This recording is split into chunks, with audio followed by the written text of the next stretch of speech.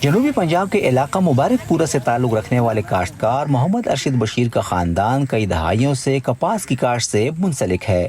اس سال انہیں فی ایکڑ 50 من پیداوار کی توقع تھی، تاہم ملکی بارشوں اور سیلاب کے باعث کپاس کی فصل کو بھی شدید نقصان پہنچا ہے۔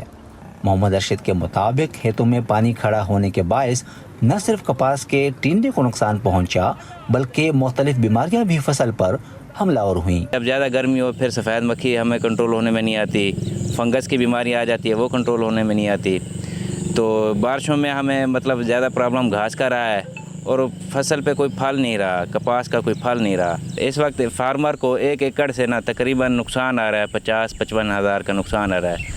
عامر شاہ بھی گزشتہ 20 سال سے کپاس کاشت کرتے آ رہے ہیں، مگر حالیہ بارشوں کے باعث ان کی فصل بری طرح متاثر ہوئی ہے۔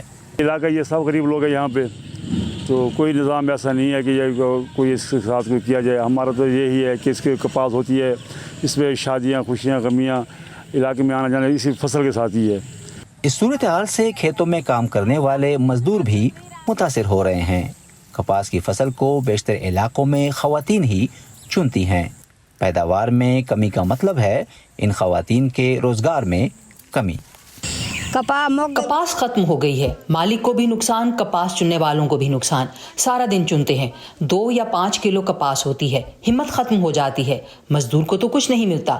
کپاس اگر ہو تو چنے، اب ہے ہی نہیں، غریب کو کیا ملے گا؟ ماہرین کے مطابق کپاس کی کل ملکی ضرورت کا 30% سندھ جبکہ 70% صوبہ پنجاب پوری کرتا ہے۔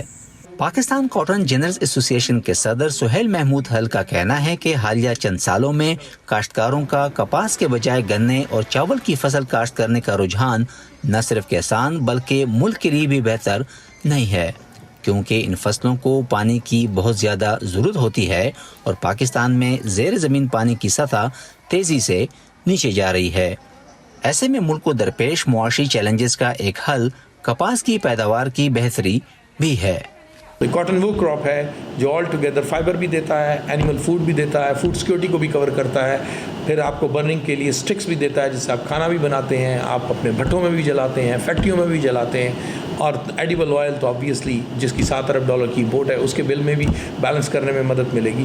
محمد ارشد بشیر نے کپاس کے ساتھ ساتھ مکئی کی فصل بھی کاشت کی ہے، جو خوش قسمتی سے تاحال سیلاب کی تباہ کاریوں سے محفوظ ہے، لیکن نہر میں پانی کی مقدار بڑھنے کے باعث ان کی زمین کا فاصلہ نہر سے کم ہی رہ گیا ہے اور یہی خوف انہیں پریشان کیے جا رہا ہے۔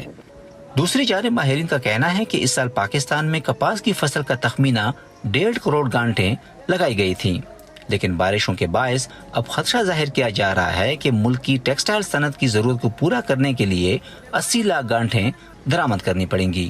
نظر الاسلام، وائس آف امریکہ، ملتان۔